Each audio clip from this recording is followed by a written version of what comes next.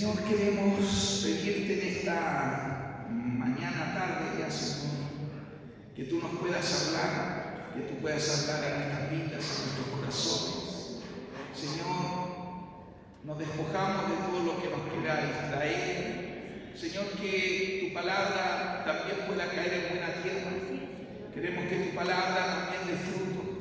No queremos ser solo oidores de ella, sino también hacedores de ella. Por eso pedimos ahora también, yo pido, Señor, que aún en mis limitaciones humanas, tú hables más allá de mis palabras, tú hables más allá de lo que yo quiero decir, sino que sea tu Espíritu el que hable a cada corazón y a cada vida. Señor, queremos, por sobre todo, llevar gloria a tu nombre, Señor. Gracias, Padre, en el nombre de Jesús. Amén y amén. Nosotros hemos estado hablando ya varias semanas del fundamento que el Señor quiere poner en nuestras vidas como iglesia. Dios, cuando pensó en la iglesia, no pensó en una estructura, no pensó en algo frío, sino en algo que tuviera vida. Por eso los ejemplos que Dios pone de iglesia siempre tienen que ver con ejemplos vivos, de cuerpo, de un templo vivo, de una familia. Y por eso hablábamos la semana pasada que Dios quiere una iglesia llena de discípulos, no solo de personas que vienen y se reúnen, sino de discípulos que en realidad entienden el llamado y el propósito de Dios. Así que le puede decir al que está al lado suyo: Dios te ha llamado a ser una discípula, un discípulo.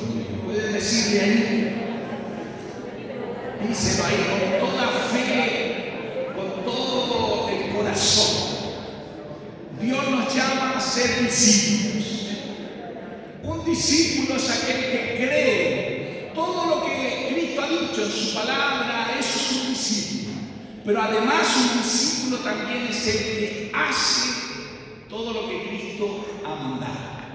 Es una persona que también no solo oye, sino también pone en práctica las verdades de Dios. Esto es lo que el Señor quiere de nosotros. Y ya que hablábamos de esto, decíamos que Dios a todos nosotros, decíamos la semana pasada, Dios nos llama a todos nosotros a entender que Él quiere que seamos discípulos y que hagamos a otros discípulos. De esto se trata la vida cristiana. La vida cristiana, el Señor dijo que cuando nosotros dependemos de Él, vamos a estar y vamos a dar mucho fruto. Y por eso, una de las cosas que Dios más anhela es que tú y yo seamos fructíferos, seamos discípulos que hacen discípulos. ¿Le puedes decir ahora al que está atrás tuyo? Dios quiere que hagas discípulos. Eso es, Dios quiere, anhela esto, que hagamos discípulos. Y hoy quiero hablarles de lo que significa el Evangelio del Reino. A mí me gusta, ustedes saben, no soy muy bueno, pero me gusta el fútbol. Siempre hablo lo mismo, pero me gusta el fútbol. Y para jugar al fútbol hay que jugar con dos pies. Porque si uno juega con un puro pie, ¿qué pasa? Se cae, cojea. Aquí hay muchos hermanos que son muy buenos para la pelota. Está Jorge, que ¿cierto? Es un crack. Y hay muchos, pero todos sabemos que al igual que para correr, uno no puede correr con una pierna. Y al mismo tiempo el Evangelio del Reino, nosotros no podemos solo correr con un pie, como digo yo, o con una sola mano. El Evangelio del Reino tiene dos manos. Dios quiere que seamos creyentes, que tengamos fe, pero también el Evangelio del Reino nos lleva también a la acción, a lo práctico. Por eso el Evangelio del Reino es el Evangelio de las dos manos. Si quiero partir leyendo, vamos a leer varios versículos. Así que vamos a comenzar leyendo Mateo 25, del 31 al 46, que ya está ahí puesto. Y dice: cuando yo, el Hijo del Hombre, regrese, vendré como un rey poderoso, rodeado de mis ángeles, y me sentaré en mi trono. gente de todos los países se presentará delante de mí y apartaré a los malos de los buenos, como el pastor que aparta las cabras de las ovejas. A los buenos les pondré a mi derecha y a los malos a mi izquierda. Entonces yo, el Rey, les diré a los buenos: mi Padre los ha bendecido. Vengan, participen del reino de mi Padre, que preparó desde antes de la creación del mundo. Porque cuando tuve hambre, ustedes me dieron de comer. Cuando tuve sed, me dieron de beber. Cuando tuve que salir de mi país, ustedes me recibieron en su casa. Cuando no tuve ropa, ustedes me la dieron. Cuando estuve enfermo, me visitaron. Cuando estuve en la cárcel, ustedes fueron a verme. Y los buenos me preguntarán: Señor, ¿cuándo te vimos con hambre y te dimos de comer? ¿Cuándo tuviste sed y te dimos de beber? ¿Alguna vez tuviste que salir de tu país y te recibimos en nuestra casa? ¿O te dimos sin ropa y te dimos que ponerte? ¿No recordamos que hayas estado enfermo o en la cárcel y que te hayamos visitado? Yo, el Rey, les diré: lo que ustedes hicieron para ayudar a una de las personas menos importantes de este mundo, a quienes yo considero como hermanos, es como si lo hubieran hecho para mí. Luego les diré a los malvados: aléjense de mí. Lo único que pueden esperar de Dios es castigo. Váyanse al fuego que nunca se apaga, al fuego que Dios preparó para el diablo y sus ayudantes. Porque cuando tuve hambre, ustedes no me dieron de comer. Cuando tuve sed, no me dieron de beber. Cuando tuve que salir de mi país, ustedes no me recibieron en sus casas. Cuando no tuve ropa, ustedes tampoco me dieron que ponerme. Cuando estuve enfermo y en la cárcel, no fueron a verme. Ellos me responderán: Señor, nunca te vimos con hambre o con sed. Nunca supimos que tuviste que salir de tu país, ni te vimos sin ropa. Tampoco supimos que estuviste enfermo o en la cárcel. Por eso no te ayudamos. Entonces les contestaré: como ustedes no ayudaron ni a una de las personas menos importantes de este mundo, yo considero que tampoco me ayudaron a mí. Esta gente malvada recibirá un castigo interminable, pero los que obedecen a Dios recibirán la vida eterna.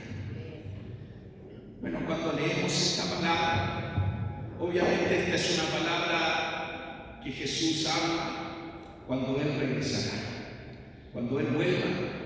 Él vendrá como un Dios maravilloso, pero también Él vendrá con un sentido de juez, donde Él vendrá no solo a ver nuestras palabras, lo quiero decir lo más claro posible, no vendrá solo a oírnos lo que cantamos o lo que decimos, sino que Él vendrá a ver también lo que hicimos con lo que Él nos dio.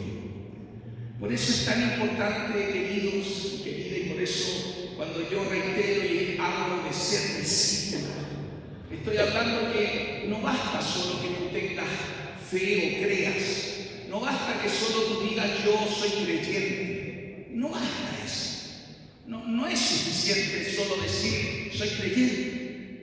Dios quiere que es verdad que creamos, pues obviamente todo comienza con la fe, todo comienza con creer lo que Cristo hizo por mí y recibir el regalo de Dios, que es su perdón, su salvación.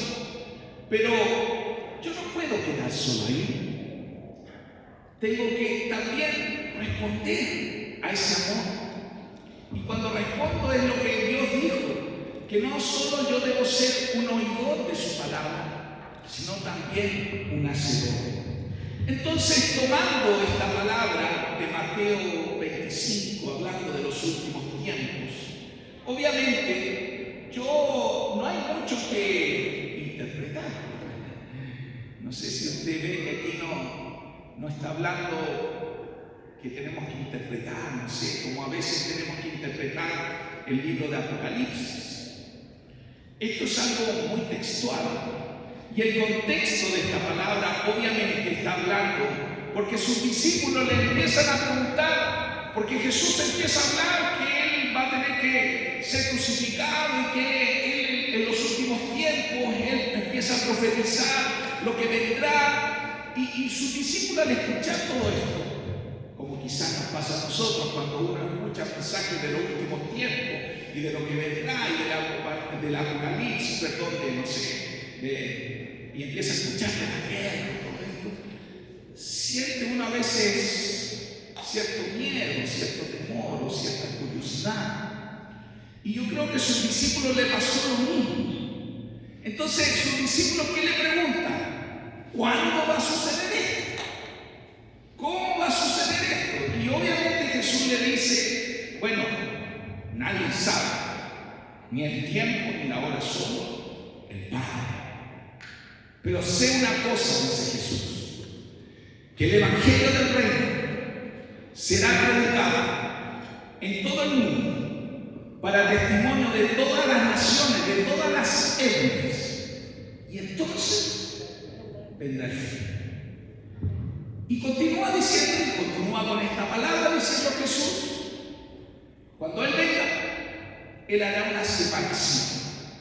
Y obviamente usted no piense que esto es algo político, los de izquierda son los malos, los de derecha los buenos. Está hablando de las cabras y las ovejas. Y obviamente está hablando de que nuestra fe tiene que llevarnos al servicio, al amor, a la fe práctica. Como dice la palabra del Señor, fe y obras. Las dos manos. Estas son las dos manos, son los dos pies del Evangelio. Tenemos fe, pero tenemos obra. Tenemos carácter y tenemos servicio. Amamos a Dios, cantamos a Dios, pero también lo que decimos y hablamos es congruente y consecuente con lo que hacemos. Porque muchas veces el Evangelio nos ha llevado y hemos visto que muchas personas lo que escriben con la mano lo borran con el codo. Y esto es lo que más mal le ha hecho a la fe cristiana. Por eso el Señor quiere verdaderos discípulos que tienen fe, pero también tienen obras, que tienen carácter y que tienen servicio. Por eso esto es parte de nuestra vida. Esto es parte, si usted quiere ser un discípulo de Jesús, de esto se trata la vida cristiana.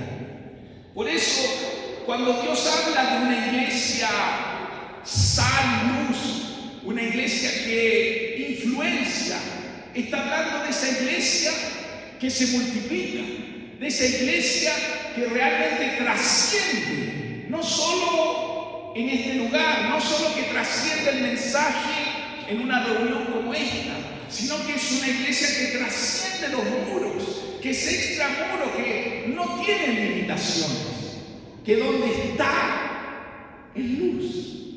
Por eso hay todo un capítulo que no lo vamos a leer ahora, Juan 15, dice que Dios nos ha hecho sus pámpanos y que Él es la vid verdadera. Y Él dice que mientras estemos conectados con Él, porque eso es lo que queremos, ¿cierto? ¿O no? Estar conectados con Él. Eso es lo que anhelamos. De hecho, por eso estamos en una reunión como esta, porque queremos escucharle, le amamos, queremos ver su obrar. Mientras estemos conectados con Él, Él dice que naturalmente vamos a llevar fruto. El fruto es consecuencia de estar conectados con Dios. Y cuando no hay una verdadera conexión, puede ser que no haya fruto. Por eso, para llevar el propósito eterno adelante, el propósito eterno de Dios, lo importante es que estemos conectados con Dios, con su corazón, con lo que Él quiere para este tiempo. Dios dice en Juan 15 que separados de Él nada podemos hacer, pero el que está conectado a la vida lleva mucho fruto. Y Dios lo va a limpiar para que siga llevando mucho fruto. Por eso un verdadero discípulo no es alguien que se queda en las palabras, en las ideas, en las cosas. Un verdadero discípulo es alguien que también acciona, que es práctico. Por eso la iglesia que Dios anhela, la iglesia que Dios desea, es una iglesia que cree, sí, que cree, que tiene fe. Que cuando oramos por enfermos, oramos por cualquier persona, tenemos fe, creemos que Dios va a hacer algo. Por eso la iglesia que Dios desea es una iglesia que cree, pero que no se queda solo en eso, también obedece. Y no solo obedece, sino que también va y hace a lo que Dios quiere que hagamos.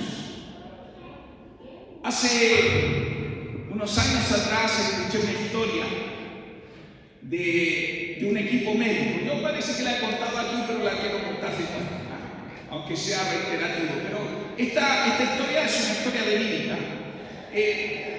Frecuentemente, quizá, bueno, no en nuestro medio, pero frecuentemente en muchas congregaciones, y sobre todo de Gringolandia, se hacen veranos de misiones en el sentido práctico.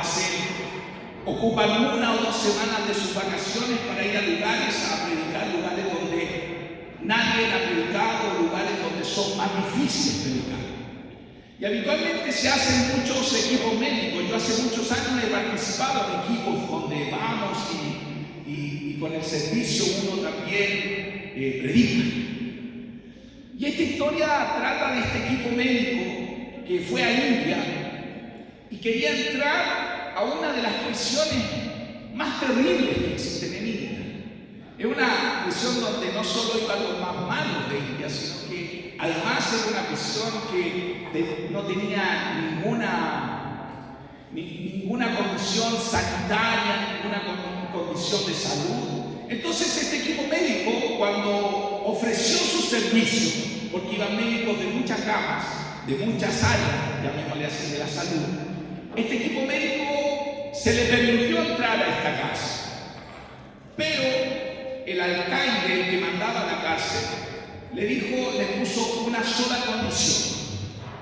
Les dijo: yo sé que ustedes son un equipo cristiano. Entonces, ustedes, si quieren entrar aquí, yo se los permito, pero no pueden hablar de Dios. Está prohibido hablar de Dios. Ustedes no pueden decir ninguna palabra de Dios. No pueden entregar ni un tratado, ni una Biblia, no pueden decir nada. Entonces el equipo médico obviamente aceptó, dijo: bueno, ahí mientras estemos trabajando quizás algo podemos hacer. Pero donde estaban ellos, el alcaide le puso varios guardias, estaban muy vigilados y literalmente no podían hacer nada. Y esto, bueno, ellos estaban toda una semana en ese lugar y ya por ahí, por el día jueves, ellos estaban muy frustrados porque no les permitían hacer lo verdaderamente importante, que era hablar de Jesús, dar testimonio. Entonces, una vez que llegan de la cárcel cansados, frustrados, porque aunque estaban trabajando y sirviendo como médicos, no podían hablar de Jesús.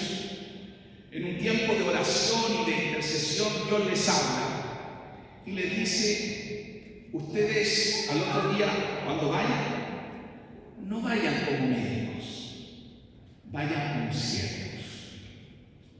Y ellos entendieron esto. Y al otro día, cuando fueron a la casa, en vez de ir a servir como médicos, como dentistas, ellos empezaron a limpiar los baños, a limpiar los pasillos. Y los baños eran lo peor de lo peor. Los comedores donde estaban, era terrible, era una cárcel muy sucia. Bueno, en general, India es muy sucio, pero esto era peor de lo peor. Y todos estos médicos profesionales se pusieron, ¿cierto?, el delantal de Jesús. Y todo ese día solo sirvieron, solo limpiaron. Terminado el día, el alcaide llama al que dirigía este equipo y les dijo: primera vez en mi vida que yo veo a Jesús y los he visto ustedes hoy limpiar lo que han hecho. Yo he podido ver a Dios. Aquí han venido otros equipos, pero nunca yo había visto a Jesús, sino ahora.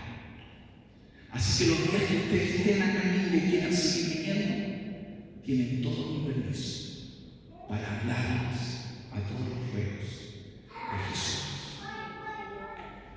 ¿Y por qué cuento esta historia? Porque el cristianismo no se basa solo en nuestras palabras, en nuestra fe, en decir Dios te bendiga, Dios te ama. Nuestra fe tiene que ser práctica también. Dice Santiago, capítulo 2, versículo del 14 al 26, dice: amados hermanos, ¿de qué le sirve a uno decir que tiene fe si no la demuestra con sus acciones? ¿Puede esa clase de fe salvar a alguien? Supóngase que ven a un hermano o a una hermana que no tiene que comer ni con qué vestirse, y uno de ustedes le dice: adiós, que tengas un buen día, abrígate mucho y aliméntate bien, pero no le da ni el alimento ni ropa. ¿Para qué le sirve lo que le dijo? Como puede ver, la fe por sí sola no es suficiente, a menos que produzca buenas acciones. Está muerta y es inútil. Ahora bien, alguien podría argumentar: algunas personas tienen fe, otras buenas acciones. Pero yo les digo: ¿cómo me mostrarás tu fe si no haces buenas acciones? Yo le mostraré mi fe con mis buenas acciones. Tú dices tener fe porque crees que hay un solo Dios. Bien hecho. Aún los demonios lo creen y tiemblan aterrorizados. ¡Qué tontería! ¿Acaso no te das cuenta que la fe sin buenas acciones es inútil? ¿No recuerdas que nuestro antepasado Abraham fue declarado justo ante Dios por sus acciones cuando ofreció a su hijo Isaac sobre el altar? Ya ves, su fe y sus acciones actuaron en conjunto. Sus acciones hicieron que su fe fuera completa, y así cumplió lo que dicen las Escrituras. Abraham le creyó a Dios y Dios le consideró justo debido a su fe. Incluso lo llamaron amigo de Dios. Como puedes ver, se nos declara justos a los ojos de Dios por lo que hacemos y no solo por la fe. Rahab, la prostituta, es otro ejemplo. Fue declarada justa ante Dios por sus acciones, cuando ella escondió a los mensajeros y los ayudó a regresar sin riesgo alguno por otro camino. Así como el cuerpo sin aliento está muerto, así también la fe sin buenas acciones está muerta. Entonces, queridos hermanos y hermanas, Dios nos llama a ser discípulos. Y sé que muchas de las cosas que a veces se habla de la dicotomía que existe o las contradicciones que existen, muchas veces en nuestras congregaciones se cree que hay una diferencia entre lo carnal y lo espiritual, que hay cosas que son espirituales y otras cosas que son carnales, y que no tenemos que confundir. Venir a una congregación, venir al culto, venir y dar adoración al Señor, orar, leer la Biblia, es espiritual, creer en Dios. Pero ir al trabajo, ir a estudiar, ir a comprar, estar en la casa, ver televisión, jugar un deporte, etc., eso es carnal, no tiene nada que ver con la fe. Así piensan algunos. Y por eso existe esta dicotomía entre lo espiritual y lo carnal.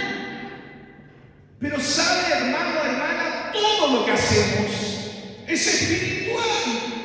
Donde yo esté, Dios está. Donde yo esté, Dios me ha hecho su templo. Entonces, yo no necesito ponerme una sotana o algo para decir, ahora soy cristiano. No somos solo cristianos de un día domingo o de una hora en especial. Todo lo que vivimos, todo lo que hacemos, y en especial lo que hacemos en nuestros hogares, en nuestros trabajos, cuando nadie nos ve, eso es lo que nos da el peso espiritual.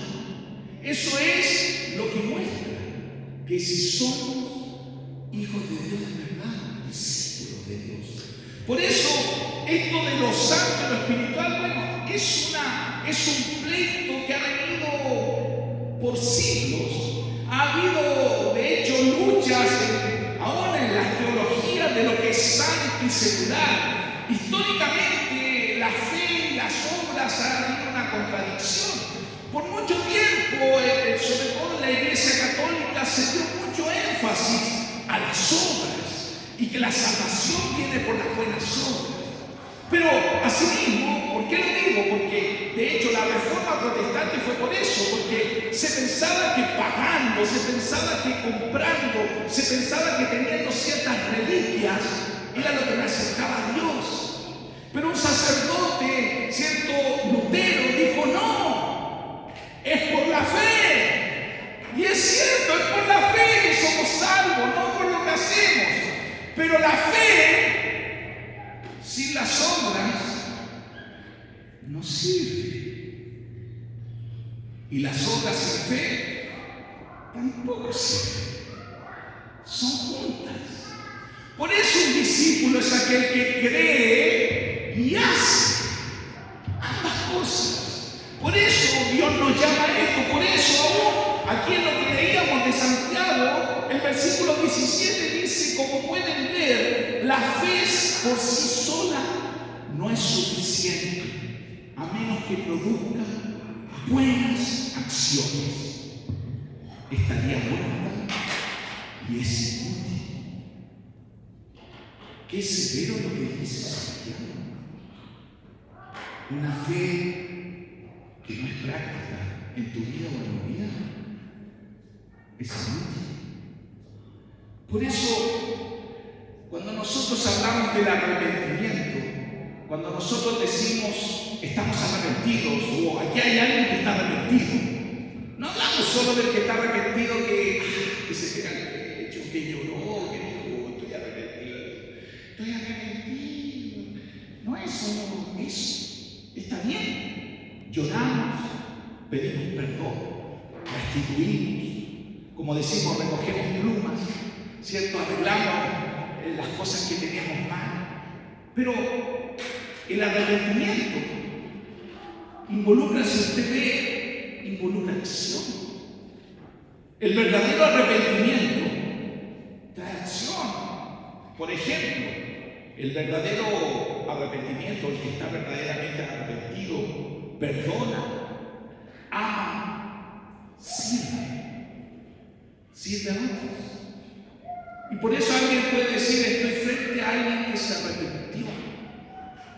Nosotros no decimos estamos frente a alguien que se arrepintió porque cambió de religión.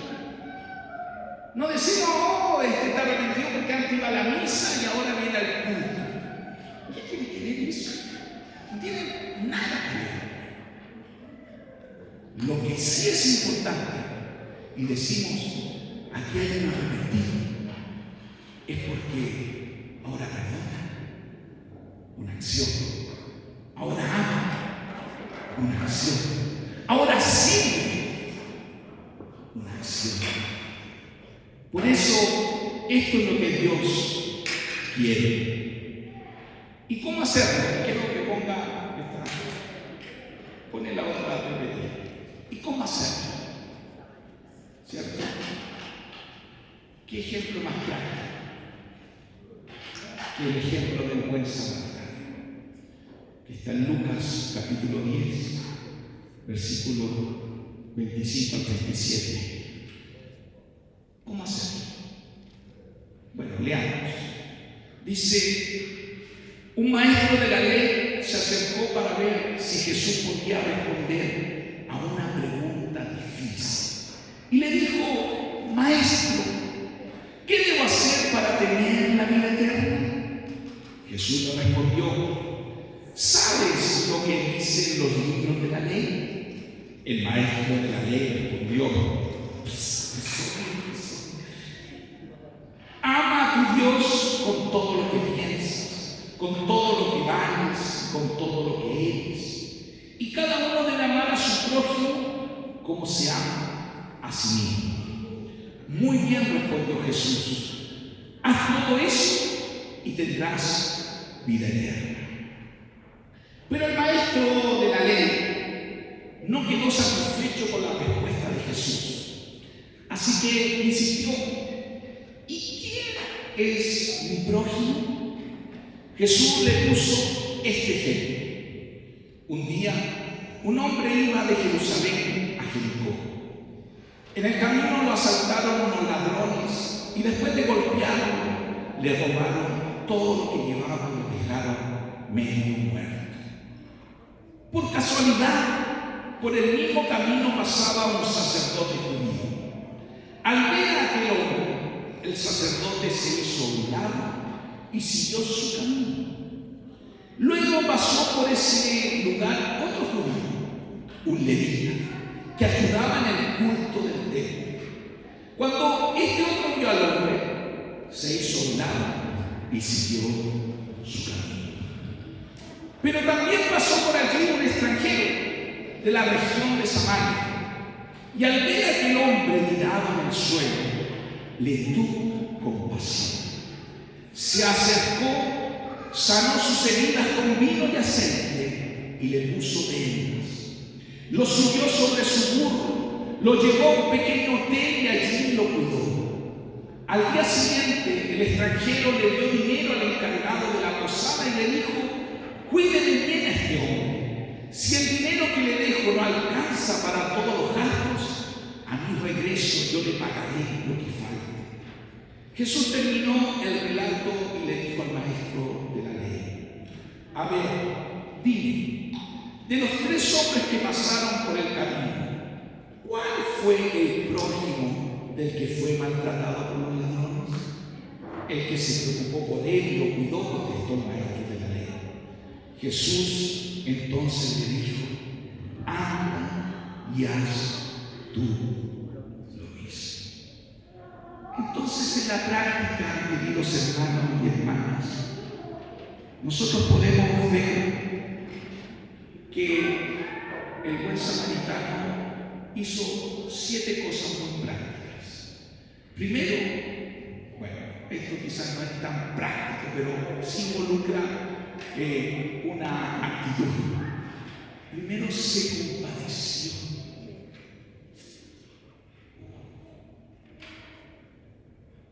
De hecho, esta era una de las características que tenía Jesús.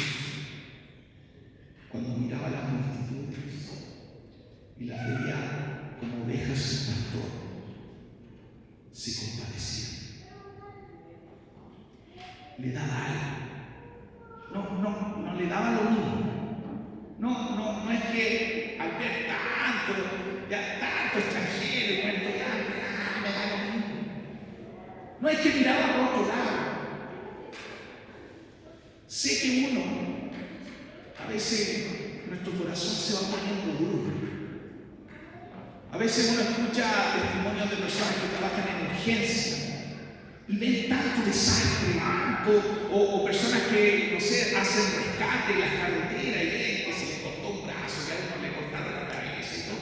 Y ya después te lo cuentan y no les va pasando nada. Y a veces nosotros, los hijos del Señor, vamos viendo tanta maldad alrededor nuestro, tantas cosas, que ya no nos compadecemos. Y ¿saben qué le quiero decir algo? Eso es un problema. Si nuestro corazón se va poniendo duro, si nos da lo mismo ver gente, todavía no hace frío, todavía tenemos calor, yo lo veo, ¿cierto? Estamos todavía de verano, pero cuando empiece el frío, diario y vemos carpitas, bebés, gente, y no nos duele y no hacemos nada. Estamos en problema. Tú y yo estamos en problema. El Tomás y yo estamos en problema. Aunque el Tomás venga en moto, mejor que llegue tarde al culto, que yo llegue tarde al culto, si este es como el ejemplo que práctico, como reacciona al éxito. ¿Quién mejor? ¿Servir un necesitado o llegar temprano al culto? Decimos llegar temprano al culto, ¿sí? Claro, ahora si usted se quedó durmiendo y Sabanán lo tenía agarrado, ahí tiene que echarle fuera. Pero dice lo primero, que se compadeció. Lo segundo, no se quedó solo en la compasión, no se quedó solo en decir, uy, qué pobrecito, no se quedó solo en las lágrimas. Él fue el buen samaritano, se acercó. Imagínense la escena, un hombre que lo han desnudado, le pegaron todo. Imagínense la escena, lo asaltaron. Esto es como, no es tan lejos de lo que podemos ver hoy día. Lo asaltaron. No dijo pobrecito, me robaron todo. A lo mejor lo dijo, ¿cierto? Y uno también puede decir, pobrecito, voy a orar. Señor, ten compasión de ese hombre que se está muriendo. Señor, nosotros creemos que es la oración, ¿cierto? ¿Sí o no? ¿Usted cree en la oración? Sí, yo también creo. Señor, manda a alguien a ayudar a esa persona. Yo le aseguro que Dios le va a responder a usted. Si usted le pregunta, le haré, pero así le haré. ¿Tú eres la respuesta? Te va a decir Dios. Este buen samaritano no lo miró de lejos, no fue solo un espectador, sino que se acercó. Lo tercero que hizo el buen samaritano, lo curó, hizo todo lo que estaba a su alcance. Él tenía vino y aceite, con eso lo curó. No tenía más, él era quizás un comerciante que vendía ahí. A veces uno dice, yo sí voy a ayudar, y a veces uno, es verdad, Dios quiere que hagamos cosas grandes también. No sé, que tengamos una universidad, no sé, echar cosas tremendas. Y es maravilloso si soñamos también en grande los sueños de Dios. Pero a veces Dios te ha puesto cosas ya para hacerlo. Y si no somos fieles en lo poco, ¿cómo vamos a ser fieles en lo mucho? Yo por muchos años, sobre todo cuando recién me convertí, y mi esposa es testigo, yo siempre decía, no, mi llamado, mi servicio es un servicio misionero. Yo he sido llamado a la misión. Eso es. Y mientras estaba en mi cristianismo, no hacía nada. Porque tengo un llamado a misionero. No hacía nada. Había extranjeros al lado mío, pero no. Mis misiones. No hacía nada. A lo mejor tú tienes un llamado, Dios te está diciendo y poniendo en tu corazón que tienes que hacer algo que es maravilloso, grande, no sé. Pero mientras tanto, ¿qué estás haciendo? Por eso el samaritano lo curó con lo que tenía a mano. Lo cuarto dice que lo vendó. O sea, también, ¿qué es lo que sana el corazón y las heridas de una persona? Obviamente la palabra del Señor. Lo vendó. Se acercó, pero lo vendó. Se mostró, le dijo, mira, Dios es el que abre, el que hace, el que sabe, el que puede hacer milagros en tu vida. O sea, no fue solo algo momentáneo. Porque vendar a alguien también significa esfuerzo, trabajo, tiempo. Dice también lo quinto, que lo montó en su caballo. Bueno, en su burla, no era un caballo. Se despojó de su comodidad, de lo suyo. No, ¿cómo voy a subir a alguien a mi amo? ¿Cómo? Se despojó.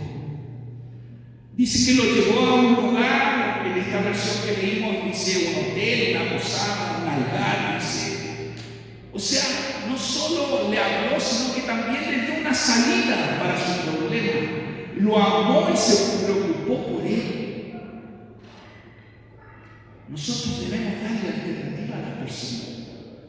Mira, vamos a tener iglesias en casa y vamos a decir, mira, esta es, ven, reúnete con nosotros. ¿Dónde vives? Yo te voy a visitar.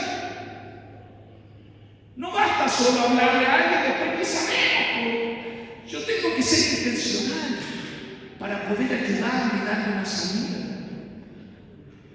Y lo séptimo que dijo o hizo en lo práctico fue que pagó por él. O sea, dio dinero. Dio dinero. Se metió la mano al bolsillo y aunque los cocodrilos quisieran comerle la mano, se la metió. Se despojó. Dejó de comprarse la Coca-Cola y invirtió la Coca-Cola.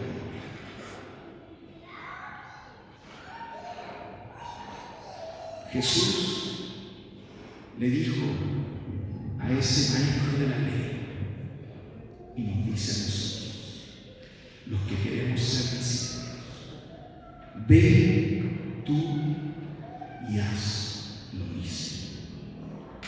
¿Quieres ser un verdadero discípulo? ¿Quieres realmente cumplir y dar respuesta al llamado de Dios, al propósito eterno de Dios? Ve tú y haz lo mismo. ¿Le puedes decir a que está a tu lado? Ve tú y haz lo mismo.